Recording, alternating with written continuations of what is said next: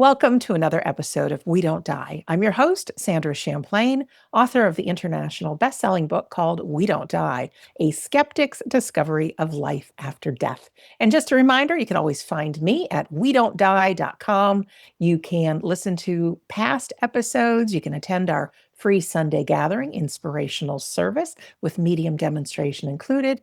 You can take a spiritual or medium class with us. And if you don't yet have a copy of my book and you would like the free PDF copy, just at the bottom of the page there at wedon'tdie.com, enter your name and your email address. You get a whole bunch of free goodies that pop up, including a copy of my book. Chapter 10 is about grief, how to survive grief. I think it's the most important chapter. So I want to be sure to give that freely to you. Now we're going to meet our fantastic guest. Her name is Dolores Cruz. She's an author, a certified grief specialist, and a dedicated leader with the wonderful organization that we know and love so much, Helping Parents Heal. Her own spiritual journey began after the sudden passing of her son, Eric, which led her to discover her continued connection with him.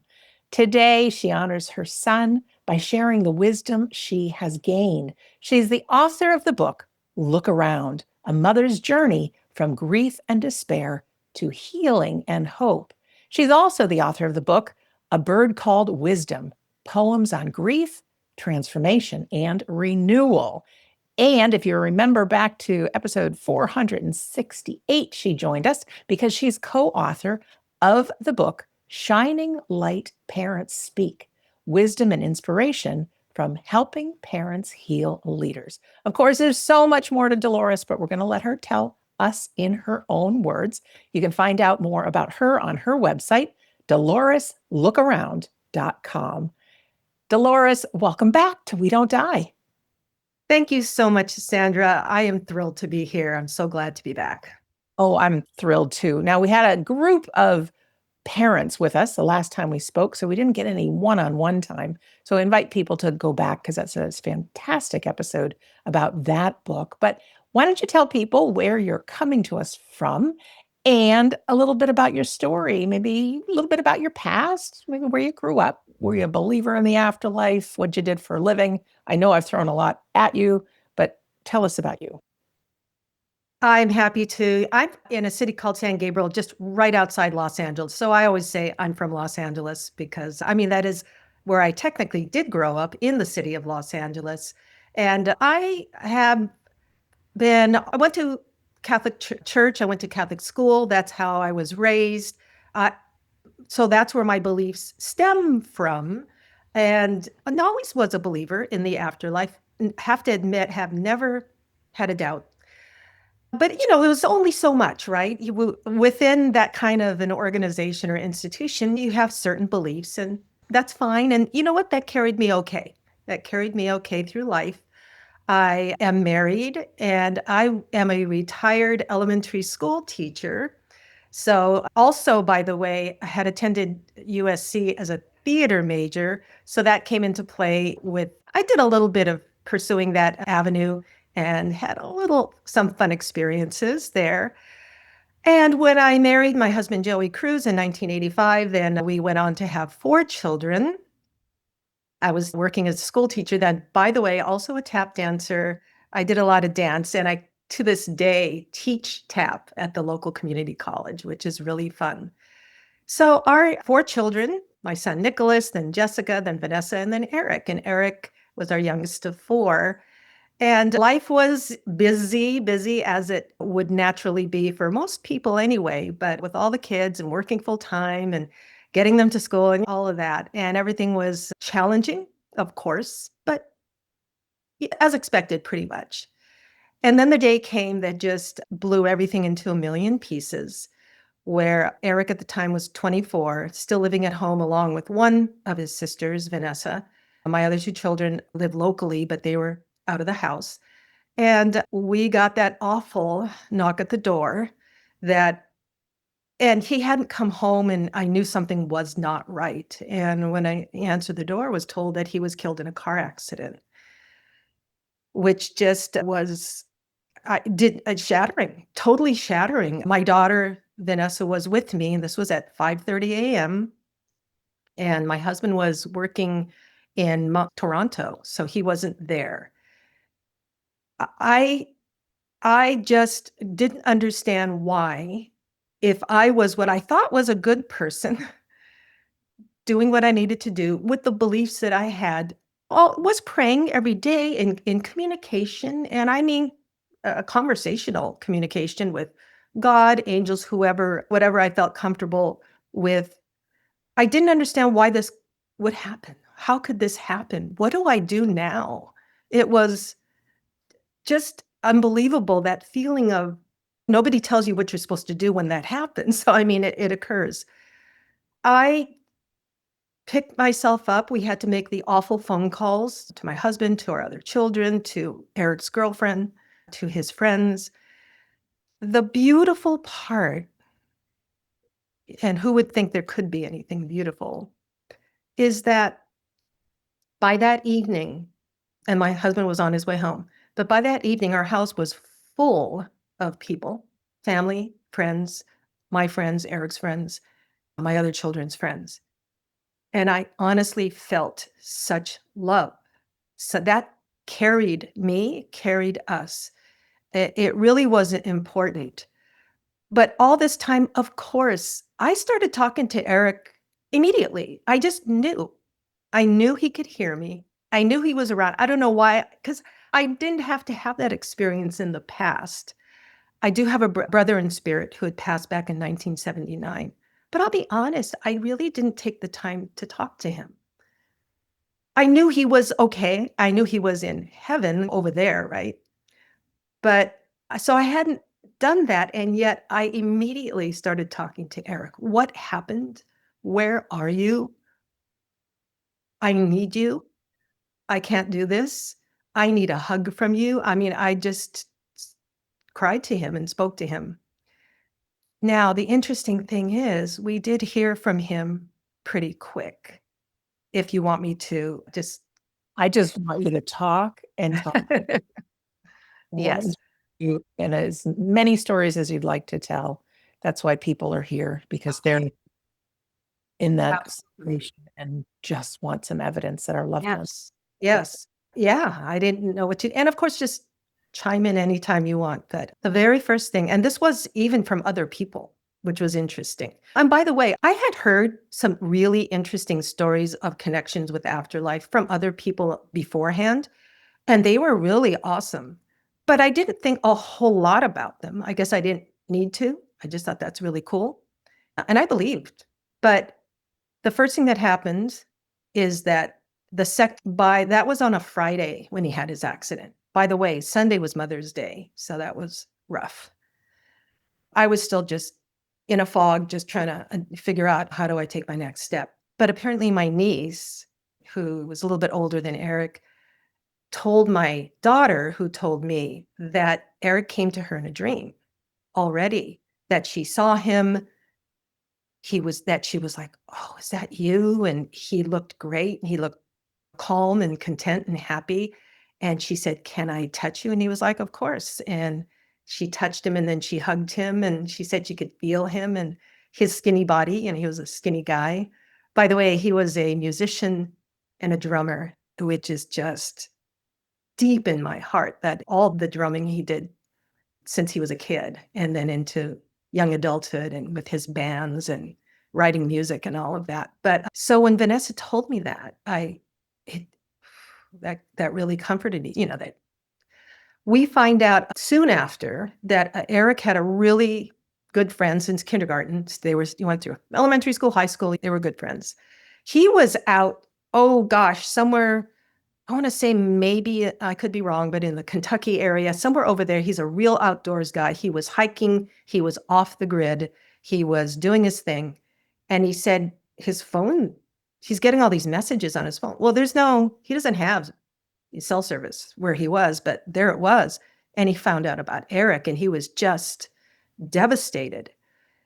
He said, so he's out here in the middle of nowhere. He's got to walk to wherever the next area is where hikers meet up, I guess. And when he was there, he sees a man with a dog, and he goes over to the dog, and he's talking a little bit about the dog. What's the dog's name? The man says, Cruz, which is our last name. And Teddy, this is the friend. I mean, he knew. He doesn't otherwise. Again, it's so interesting how many of us didn't really think about this until it became so personal. And then it was like, wow, that's Eric. So there was that. And then one more thing then that happened to me then about 10 days later is I've been crying to Eric and I need you. I need a hug. I go to our local Whole Foods and because I need to pick up a couple of groceries. And outside of the store, there's a young man and young woman at tables collecting donations for this organization that I was familiar with called the DARE program, Drug and Alcohol Resistance Education, because as a teacher, they would come to our school and work with our fifth graders. So I was very familiar with them. Haven't seen them in a couple of years. So I thought, oh, yeah, no, I'm going to make a donation. Go into the store, come out, and I go up to the young man at this table. And he happens to be Eric's height, Eric's age, and more or less his build, his coloring, and a friendly guy. And I'm talking to him a little bit about the organization. I write him a check. And he writes a receipt and he gives it to me and he says, how about a hug? And there's those couple of moments like, Eric? And I hugged the guy. Who tells you that, right? That's never happened to me before or since. But right then, when I needed that hug from Eric, this young man offers a hug. I hug him and I feel like I'm hugging my son. And I walk away like, oh, yes, you are here. You are here. And I told my family they're totally open to all of this as well. And there have been so many things since then that I will continue to go on with you. Again, this was all kind of new to me as far as it being so personal that way. The first person I found, by the way, to help me with my grief was David Kessler, who was somebody gave me one of his books right away, read it, looked him up, did an online workshop with him. He was fantastic, really helped me with that part. I also got a grief therapist of my own who's a specialist. She was amazing. She really guided me through that first year and a half, and then I felt okay to leave her at that point. But so I'm getting that kind of help. Then somebody hands me Mary Neal's 7 Lessons from Heaven. And near-death experience, right? Whew, I hung on to every word. So comforting. Such a picture painted for me of how much more there is that I had never bothered to think about because I didn't need to. Then I started looking for other books by near-death experiencers. Around this time, at the 3-month point, so this is already starting to happen, we go to a birthday party of a family friend's niece who's we were like all family, and she's 5 years old. So our family goes because it's sort of a family thing. And as we walk in, my heart was so heavy. Eric would have been here. And then I say to myself, he's here. Of course he's here, right? We go in. After a little while, we're standing around like a group of us, I don't know, 8 or 10 of us in a little circle with plates of food, talking. And all of a sudden, right here in my peripheral, clear as day, is Eric. Wearing like a Hawaiian shirt. He's got his little scruff they have, the young men, baseball cap, as he exactly would be. And he's looking in the middle of the circle like he's part of the conversation. He's just there. Of course, as soon as I turned my head, his image dissolved, which was explained, by the way, I believe it was Mark Anthony at the Helping Parents Hill conference. That was explained scientifically and also along with quantum physics about how, yes, that they are there, the energy is there, and why certain parts of our eye can catch those things, but that still they're there. And that's why sometimes we are able to see that if for whatever reason we have that ability at that moment. So again, just those kind of things continued. I started to notice things. And then maybe at around the 8-month mark, a cousin of a cousin, somebody I didn't even know, contacts me, says, I heard what happened to your son. My son passed almost a year ago. And let me tell you about helping parents heal. So this person, isn't that interesting how someone that I don't even know contacts me to let me know, which is, of course, the synchronicities, to let me know about this organization, which was awesome because here are people who talk about this. I could talk to my family about what I was seeing and getting, and they had some of their own. My daughter, Vanessa, wow, she gets the dreams that are just her and Eric hanging out, talking, laughing, teasing each other. It's awesome. So, all of that I had, but here's this whole group of people. And wow, talk about opening up more and more. That conversation is so important. And I do believe that's where I heard of you, because I started listening to your podcast many years ago, right about probably about that time, which again helped me just immensely. I was just starving for whatever I could find, more and more reading. So I've read so many books. I've listened to so many podcasts and had so many conversations. And Eric is here, is around. I mean, to this day, by the way, this was 2017, and it's been 8 years and 4 months, and he is still around. Yes. He's not going anywhere. Oh, no. I've learned that we can multitask from the other side. We can continue our life and investigate and do things, but equally we can just pop back and be here. So, you know how they say time is an illusion. We don't get it, but they do. And I know we will sometime. I love that you're now back and you're giving back and you're a big part of helping parents heal. Let's talk a little bit about that organization a bit, because there are people who feel so alone and they have no idea that there's resources. Now, I know that to be part of the community at Helping Parents Heal, you're a parent and you have a child in the unseen world, but there's still ways people can participate. There's a free YouTube channel that's got unbelievable stuff. So thank you for talking about Eric and sharing your journey. We'll talk more about it, but I do want to make sure we shine some light on Shining Light Parents, Absolutely. helping parents heal. Yes. Oh, yes. This beautiful organization was founded by Elizabeth Bosson and Mark Ireland. I want to say 2012. I hope I'm correct on that. And this, of course, both of them have sons in spirit, which is why they decided, thankfully, that we needed an organization where people would have way more discussion about afterlife. There are some lovely grief organizations that help with grief that don't necessarily want to go in the direction of that discussion of afterlife. They started it when I came in end of 2017, they had maybe 5,000 online members. They have their Facebook page. They have many Facebook pages depending on certain areas. And I want to say now, I haven't looked it up very recently, around 30,000 people. This is international. The online community is very active on this Facebook page. This is a place where parents can go and post pictures of their children and talk about them, talk about they're missing them, talk about how awesome their children are, or even talk about the joy in those connections, share the signs. And you can't do that just anywhere. You can do it, let's say, you can talk to some people around you. You might share on your own social media, but some people they get a little tired of it. They don't necessarily want to keep hearing about it. But here is a place where you are free to do that as much as you need to.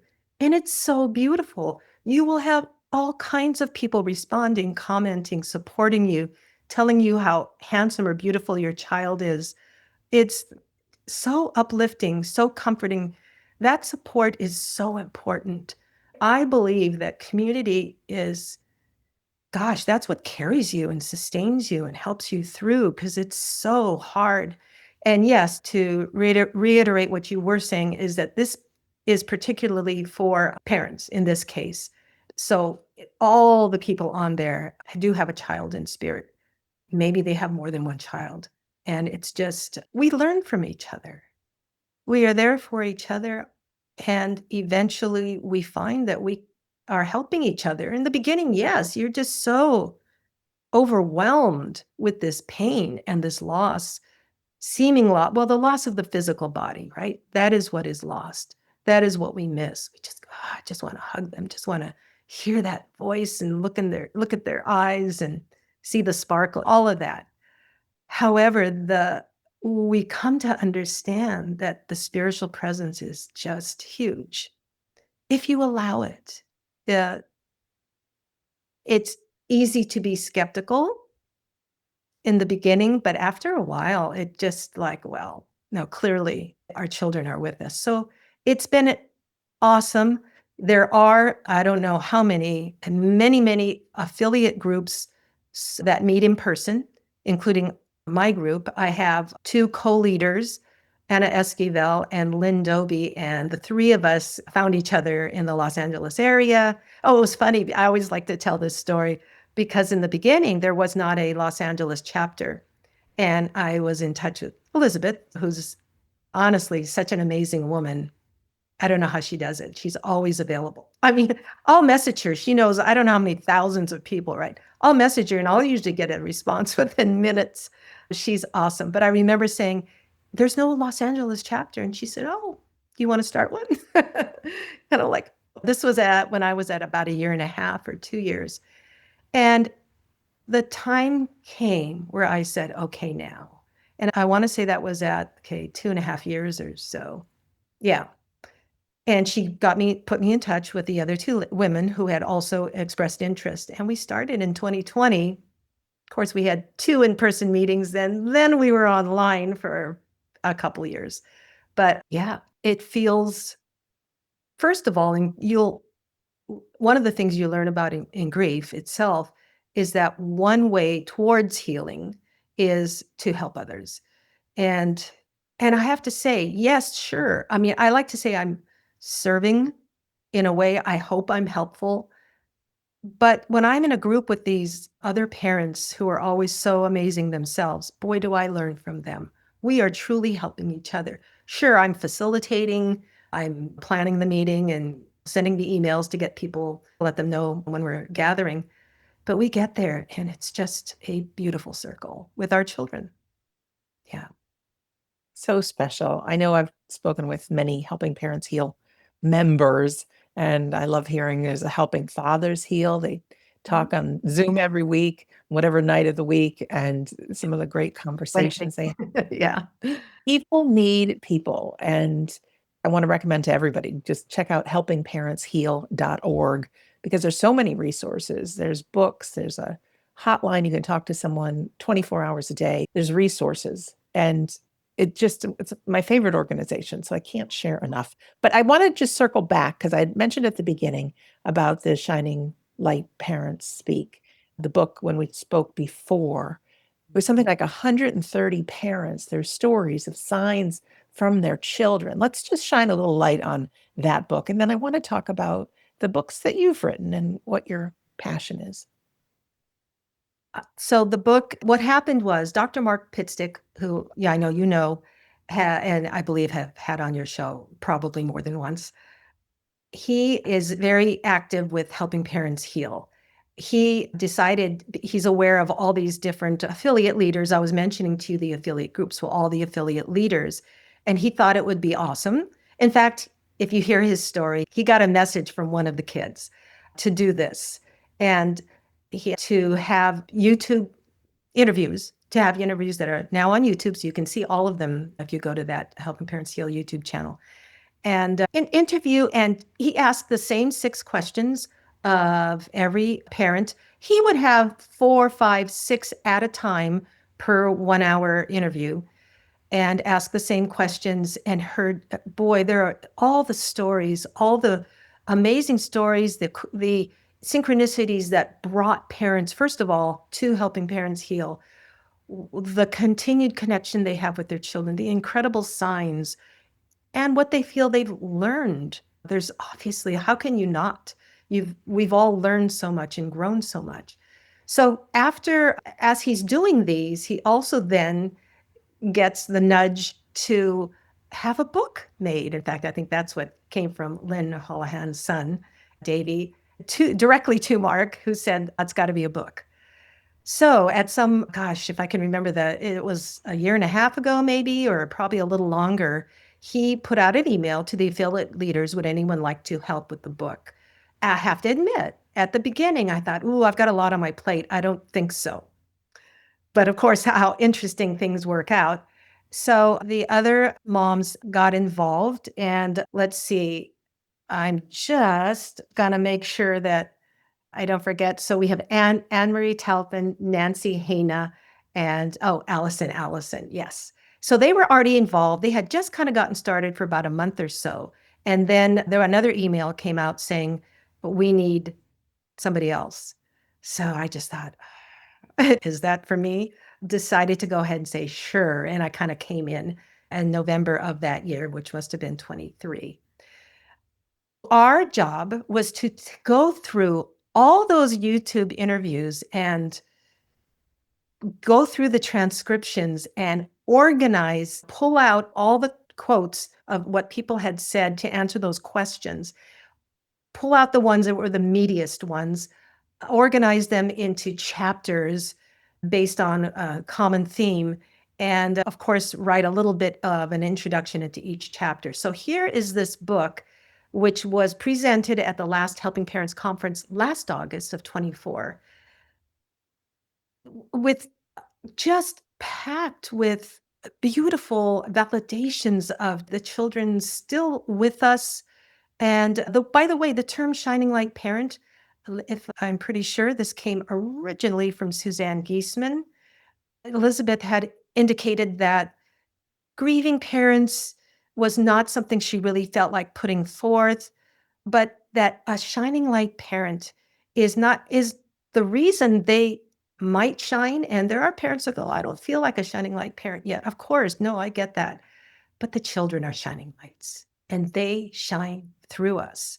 And so hence the title, it all came together. It was quite a big job and so beautiful.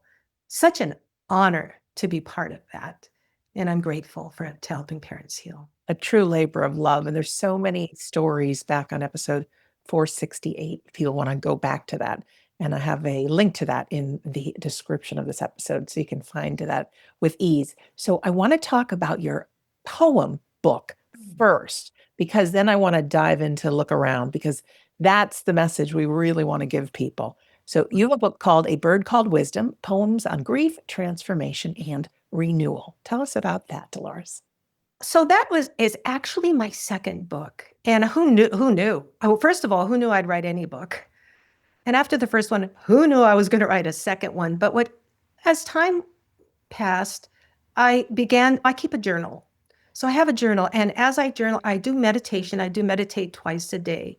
For me, that's lovely. I know there are some people that they say they can't, but of course there are so many ways to meditate. You don't have to just sit still. You can be walking in nature, of course. But so I have kept this journal, and I noticed that I would do my meditation, I'd do some writing in the journal, and much of it came out rather poetically. And I don't mean rhyming, I mean free verse poetry. It just came out that way. I know that even in past years, I've done that too, but this was a much more common occurrence. After a while, I got all these journals filled, and I thought, I think I could put this in a book. It's here. Why not share it? So I took some time to go through my journals, put things into a Word document, the ones that really stood out the most to me. I always ask angels and guides to help me along with selecting whatever, helping me with the whole process. And came up with, this book is still the journey. It still begins with those early days, the pain, the despair, the confusion. It moves through to starting to get signs, the dreams that have come in. And then it moves through into finding others and starting to just know that my understanding of God or the divine, or however you want to call this energy, is so big. And it began to open up so much for me. So part of that journey in the book includes now really beginning to find some joy again and seeing it all around. So, yeah. I like a bird called Wisdom in the picture on the front. I've become a bird person since COVID, Ah, but I get that birds have a higher view. They can look down on a bigger picture. I don't know why, if that's tied in with it or not, but yes. they can have a view that maybe we can't see being right part of it. If I may share, that title came to me in a dream. And I was thinking, I had all these possible titles. I was trying to, what's going to feel right? I had this dream where I was standing in a nondescript space, and this dove comes over and hovers right in front of me. And we were speaking telepathically. And then this other dove comes and next to it, and it was younger. And so I spoke a little and I don't recall exactly what we spoke about, but I'm speaking with them for a little bit. And then the doves let me know it was time to go. And I said, wait, what's your name? And the bird said, Wisdom, and flew away. And I woke up saying, oh my gosh, that's my title, a bird called Wisdom. And no surprise, right here out on our deck in the rafters, over the years, there are nests of mourning doves having their babies. They're just there all the time with me. So it is significant. Yeah. They're sweet. Okay. Now we'll get to your first book because I think the message of it is really how we can continue with this episode because we want people to look around. We do. So the book's called Look Around, A Mother's Journey from Grief and Despair to Healing and Hope. Tell us about that and then maybe give us a little instruction for living life and if our heart is sore and how we can look around. Yes. Look Around actually came from Eric. And the way it came is during that first weekend when I mentioned that all these people were in the house, and one of his friends, who, by the way, is a friend that he went to high school with, who's also a drummer in another band. I mean, the musicians, they were all there, awesome friends of Eric.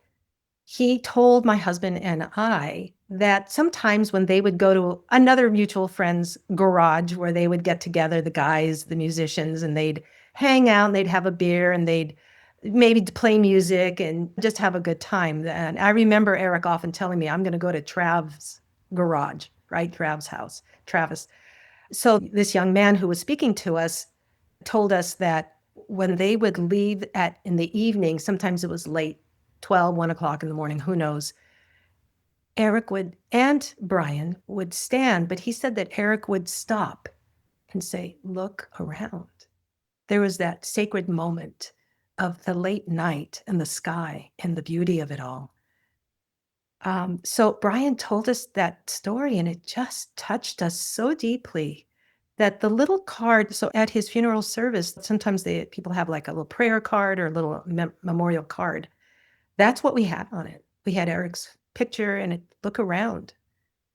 And it just became such a lesson, a message and a lesson for all of us, because I noticed that is what I started. Oh, of course, that is what we all started doing. We looked around because Eric said to. And when you stop and you are in the present moment, which I've really learned so much about ever since, and you look around, you are, it's sacred. It's divine, no matter where it is. And Eric is there. Eric is there with me, with us. And I believe that would be the case for anyone who hearing this, or anyone who wants to just stop and breathe and be and know that you in this moment you are fine and your loved one is with you. And you can talk to them. By the way, I talk to Eric every day still. And I know he's there. So that is where the title came from. The book is the story of the journey written as a memoir.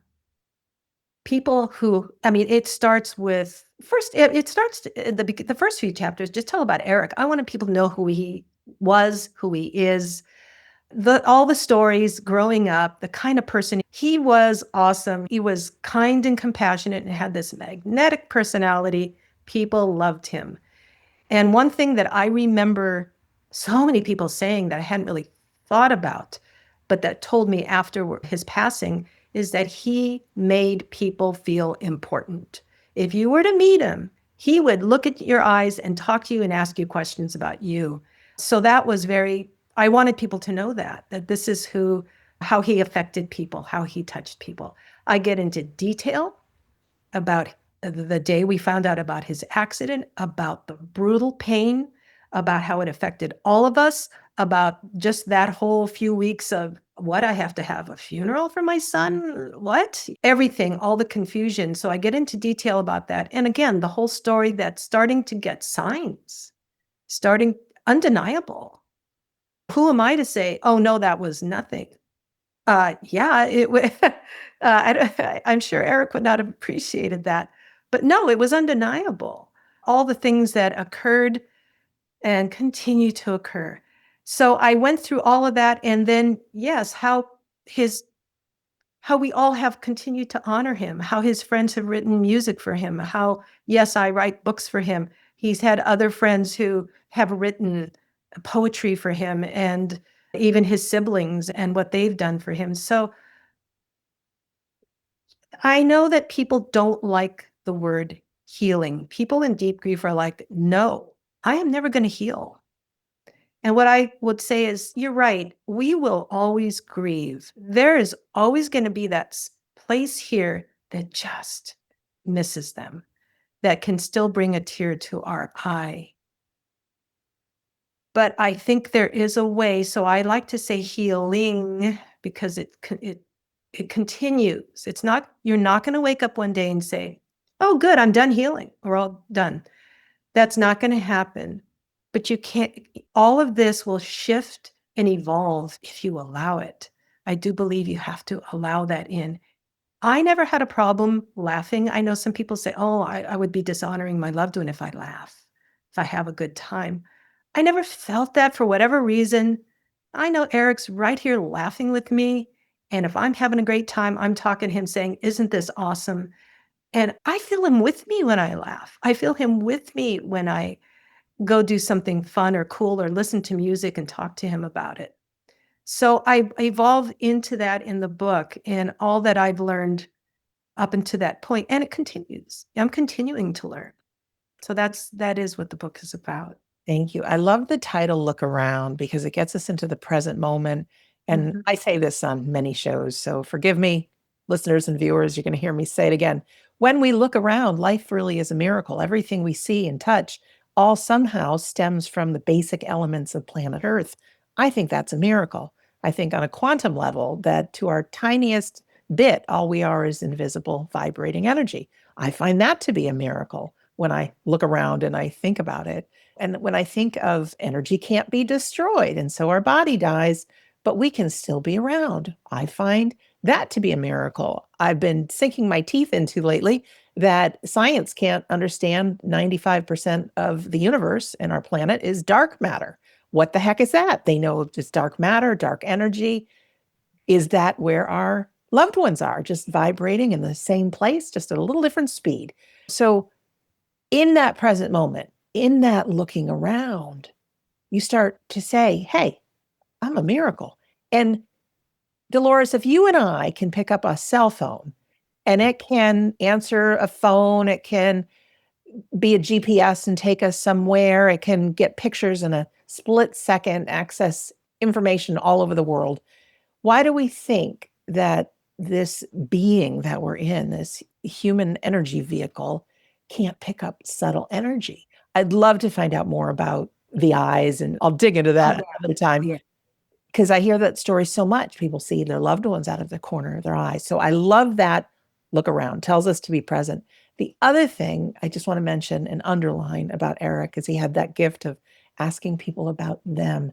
That is a huge gift. And If more of us would remember to do that, that's where magic occurs. Asking people about whatever about them, some of their favorite memories, what they like to do, some vacations, whatever. You'll find that it just transforms a situation because when people start talking about what they love, or if they just need a shoulder to cry on or somebody to listen, something activates, I believe, within our soul that when we're present and we are in somebody else's world, it's like our soul speaks. We say the right things, or sometimes we just need to listen. So kudos to you, Eric. I know you're by your mom's side listening to this right now. And I think that's really something that we can pay more attention to. It's true. We are all connected. That's part of that miracle. That's part of when you just mentioned again about Eric's connecting with, that's the connection. The connection is here. It's just such a beautiful reminder that, and it's right there when you look around. We're all part of this earth, as you were explaining. Absolutely. Pretty neat. You started a scholarship, correct? Yes. Yes. And I felt And about that was interesting too, the way that all worked out. We decided, well, Eric and I in particular had this tradition for the last, especially maybe the last 5 to 6 years before his transition to spirit, that because he was a drummer, drum kit in the family room, and he played every single day. He practiced every day since he was 11 years old and bought his first drum kit with his own money. So our tradition was that we would go to his birthday is November 23rd. So it was always right around Thanksgiving or on Thanksgiving, which means the next day was Black Friday sales. So he and I would go to Guitar Center on Black Friday, and I would buy him another cymbal. They're a couple of $100 he would say, for my birthday and Christmas. And I'd say, well, I'm not going to give you nothing for Christmas. But anyway, that was our tradition. And I loved it. I loved it. And I missed it so much. In fact, I still would go to Guitar Center. I still do on Black Friday and just walk in there and talk to Eric about what we're looking at. So the thing is, a few years, gosh, maybe even 4 or 5 years ago, my husband and I decided let's provide. First of all, it was going to be a cymbal. The original idea was to go purchase a cymbal to give to a drum student. But anyway, it evolved into a scholarship. I tried one place that didn't work out. I was going to offer this, and I don't know, I guess it was that COVID came and then they had to shut the school down for a while, whatever. Then I found this other place that seemed really excited and interested and thought that was a wonderful thing to do in honor of Eric. And then I kept trying to contact them, and I don't know what happened. It was funny. It was like, well, you were excited. Now nobody's returning my calls. I find this, then I remembered my mother was a musician. Well, my whole family musicians, but my mother was a violinist. And when she first came into LA when she was 15-ish, she was already playing the violin, but she went to a place called Neighborhood Music School in Los Angeles, housed in this gorgeous old, more than 100 and whatever year old Victorian house. And all the rooms are different practice rooms and where the teaching occurs at this music school. They thought it was awesome. We got started providing a drum student. We wanted it to be a drum student with a 1-year scholarship that we renew every year so they could have those lessons in honor of Eric. It's called the Eric Cruz Memorial Scholarship. It's awesome. I get to go there sometimes and see some of the recitals that are going on. And it's a beautiful place. And I guess what I really wanted to point out was my mom had taken her violin lessons there and I had forgotten. So when I got a piece of her old mail, she has already passed away, and some of her mail would come to me. It was like Neighborhood Music School. Oh, I should go there. I mean, connection with my mom. So I feel like it's also in honor of her. I feel like she and Eric said, hey, come over to Neighborhood Music School. And so this continues to this day and will go on. And I got to meet, it's been a couple of students now, one student, and then maybe another year or two, it's then a different student. And it's beautiful. I'm just like, Eric is excited for you. Yes, and you never know how that's going to pay forward. And that's also a living testament that we can do things in honor of our loved ones and keep them alive that way. What would they be doing? Maybe teaching or whatever. So knowing. Yeah. That's great. Dolores, tell us about your website, what it is, and what we can find there. The name of the website is DoloresLookAround.com. It just has my story. It tells about Eric, links to my book, of course, links to other podcasts that I've either been part of, or interviews, or articles that I have written. I've written some other articles that were published about grief and about Eric and about signs. So there's just that kind of information that people can write to me. People have written to me through the website if they wanted to contact me, tell me about, I've had people tell me amazing stories about their own loved ones. And I so appreciate that connection. That's what's there. And by the way, I also have a blog, same title, doloreslookaround.blogspot.com, and a lot of articles there about connections. Thank you very much. So, one last question I have for you. You have somebody listening or watching. This might be the first and last episode they ever hear of a podcast, and it just happens to be you and I. They are newly a shining light parent. What would you say to them? I would say that as hard as this starts out, as impossible as it seems that we could really ever live again, as brutally painful as it is possible, if you allow it, to live your life again. It is possible to find joy. I know it doesn't seem like it. I remember that. But if you just keep the door open a crack, you will not only will find that you can take another step, you can move forward, you can find some joy and purpose again, which I had again. It was like, what the heck am I doing here? But you will find that purpose. I have found a purpose. I know there might be more. I trust that'll come. And that also allows your loved one in. Trust what you feel, trust what you see. They are with you. Beautiful words. Dolores, thank you so much for being our guest today. Sandra, thank you. It's been wonderful to have this opportunity. I love your platform of letting people have this conversation, of bringing to people the hope and the truth that we don't die, of course. Yes. And I'm grateful to you. Thank you so much. Thank you so much. Okay. And we want to thank our listener or our viewer too. There's so many things you could be doing, and maybe you're multitasking while listening. So kudos to you. But I want you to remember, go to doloreslookaround.com. You can find her books there, including Look Around. And also, please, please, please take me up on the offer. Check out helpingparentsheal.org. Tons of resources for all. If you are a shining light parent, you can join.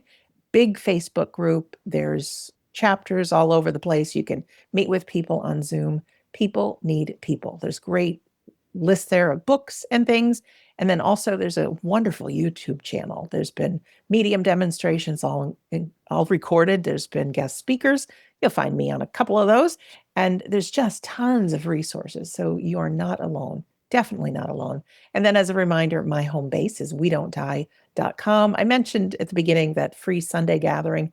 It is something else. We are in our 6th year now. It is 2 p.m. New York time on Zoom. So you got to do the math wherever you live in the world. It's 90 minutes. It's inspirational. It's fun. It's empowering.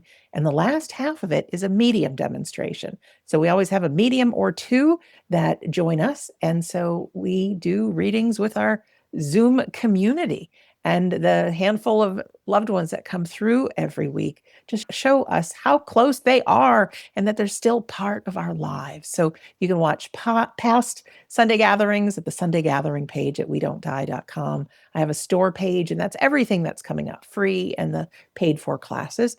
But you can reach out there and, like I said, enter your name and your email address at the bottom of the main page, and you get a free copy of my book and so much more. wedon'tdie.com. Easy to remember. In closing, my name is Sandra Champlain, and I'm always so happy to have these extraordinary conversations and be your host on We Don't Die. I do believe that life is an education for the soul, and that your life here on earth is so important. Yeah, when we transition, it is painful for those left behind. But mark my words, there's going to be some day that you're going to open your eyes and all of a sudden you're going to be with your loved ones, your pets. It's going to be a big parade, a cheering committee, people doing the wave, and that you've really arrived home. So, as crazy as that seems, it's been over 27 years. I've been investigating this now with, oh my gosh, so many different episodes and different things I've experienced. The afterlife is real. Your loved ones live on, and you will too. So, I want to thank you for listening or for watching, and we'll see you again soon.